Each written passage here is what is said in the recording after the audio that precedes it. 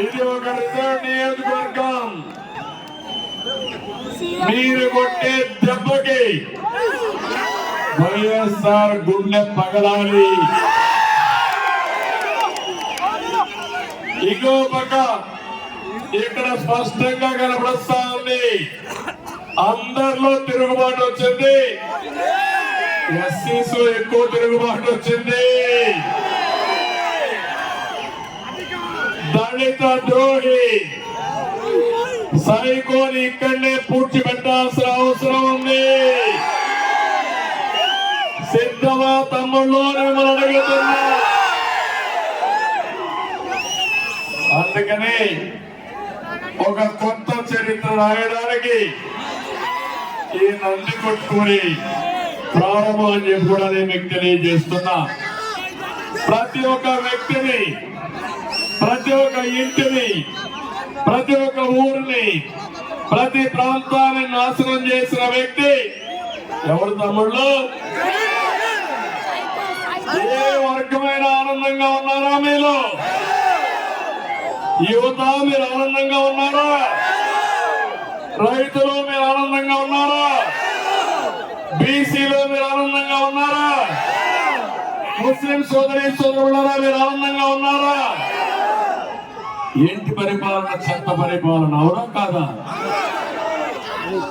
నేను అడుగుతున్నా, ఈ యొక్క నంది కొట్కూరులో సైకో జగన్ కు తెలిసింది రద్దులు, గుద్దులు, బుక్కుడు, నొక్కుడు, కూల్చివేతలు, దాడులు, కేసులు. ఇది కాకుండా ఒక్క మంచి పని చేశాడా తమ్ముళ్ళు అడుగుతున్నా. మీ నంది కొట్కూరుకు చేశాడా అని మిమ్మల్ని అడుగుతున్నా. రాష్ట్రానికి చేశాడా అని నేను అడుగుతున్నా. కర్నూలు చేశాడని అడుగుతున్నా. రాయలసీమకు చేశాడని అడుగుతున్నా. నేను ఇక్కడ సవాల్ విసురుతున్నా. నేనేం చేశానో వినండి. అతను చెయ్యలేదు కాబట్టి దోషి కింద ప్రజా కోర్టులో నిలబెట్టి శిక్ష వేసే బాధ్యత మీదే. తమలో ఈ జిల్లాను ఒకసారి తీసుకుంటే ఇక్కడే తంగడంచలో నేను ఆ రోజు మెగా సీడ్ పార్క్ ని విత్తనాలు అభివృద్ధి చేయడానికి, ప్రపంచానికి సరఫరా చేయడానికి సీడ్ క్యాపిటల్, భారతదేశానికి సీడ్ క్యాపిటల్ గా తంగడంచలు చేయాలని నేను ముందుకు పోయాను. గుర్తుపెట్టుకోవాలి. అది వచ్చుంటే ఇక్కడ రైతాంగానికి ఆదాయం పెరిగేది. మీరు పండించే పంట విత్తనాలుగా మారి ప్రపంచానికి ఎల్లుంటే మీ ఆదాయం పెరిగేది, పరిశ్రమలు వచ్చేటివి. పరిశ్రమల ద్వారా ఈ యువత ఎక్కడికి పోయే పని లేకుండా మీ ఊర్లోనే ఉద్యోగాలు వచ్చేటివి. తంగడంచలో వచ్చిందా అని అడుగుతున్నా. నేను అమెరికాలో బెస్ట్ యూనివర్సిటీ అయ్యవా, ఆ యూనివర్సిటీ పెట్టి అయ్యప్ప కూడా చేశాను. ఒక దుర్మార్గుడు, దుష్టుడు నేను ఒక ఎంఓఈ చేశానని మీ పొట్ట కొట్టిన వ్యక్తి ఈ సైకో జగన్మోహన్ రెడ్డి. రెండోది, అక్కడిని 365 కోట్లతో జైన్ ఇరిగేషన్ కి ఒక ప్రాజెక్ట్ ఇచ్చారు.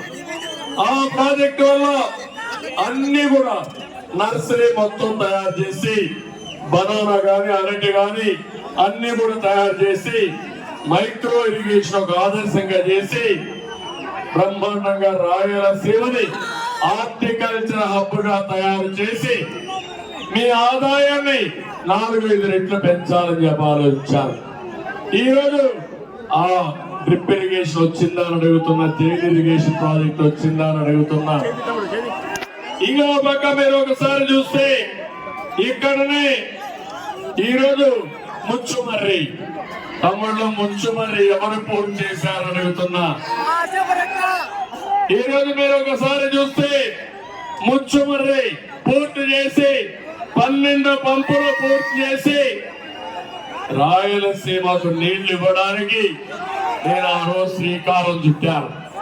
ఇలాంటి 1-2 ప్రాజెక్టులు కాదు, ఇంకో పక్క ఓర్వకల్లు ఇండస్ట్రీస్ కోసం 30,000 ఎకరాలు పెట్టి బ్రహ్మాండంగా ఇండస్ట్రియలైజేషన్ తీసుకురావాలని ఇస్పాత్ స్టీల్ కూడా తీసుకొచ్చి పెట్టారు. ఇంకో పక్క ఇక్కడనే ఓర్వకల్లో ఎయిర్పోర్ట్ కట్టించాను నేనే. 1 సంవత్సరంలో ఎయిర్పోర్ట్ కట్టించి ఇక్కడి నుంచి ఎయిర్ కార్గో ద్వారా మీరు ఉత్పత్తి చేసే వ్యవసాయ ఉత్పత్తులు కూడా విదేశాలకు ఎగుమతి చేయడానికి శ్రీకారం చుట్టాను. ఇంకో పక్క సోలార్ పార్క్ చూశారు. దేశంలోనే కాదు ఆ రోజుల్లో ఏషియాలోనే అతి పెద్ద సోలార్ పార్క్ కూడా తీసుకొచ్చారు. సోలార్ పార్క్ ద్వారా ఎండుంటే కరెంట్ వస్తుంది, సాయంత్రం అయితే కరెంట్ ఉండదు. దీనికి కావలసినట్టు వెండి తెలిసి పెట్టించారు. అదే కాకుండా పంపుడ్ ఎనర్జీని నీళ్లు పైకి లిఫ్ట్ చేసి పీక్ లోడ్ ఫ్యాక్టర్ బ్యాలెన్స్ చేయడానికి 24 గంటలు కరెంట్ రావడానికి పంపుడ్ ఎనర్జీకి శ్రీకారం చుట్టారు. నేను అడుగుతున్నా, ఇవన్నీ ఉన్నాయా తమ్ముళ్ళు? మిమ్మల్ని అడుగుతున్నా, ఇవన్నీ వచ్చుంటే హైదరాబాద్ కి కర్నూలు, నందికొట్కూరు ఒక సెటిలైట్ టౌన్షిప్ గా తయారయ్యేది. ఈ పిల్లలకు ఉద్యోగాలు వచ్చేటివి. ఈరోజు ఇలాంటి రాయలసీమ ద్రోహిని నందికొట్కూరుకు అన్యాయం చేసిన వ్యక్తిని క్షమిస్తారా మీరు? మిమ్మల్ని అడుగుతున్నా. ఇంకా మీకేమైనా ఆశలు ఉన్నాయని మిమ్మల్ని అడుగుతున్నా. ఈ యొక్క జగన్ మీరు చూస్తే ఒక సైకో, ఒక అహంకారి, ఒక విద్వాన్.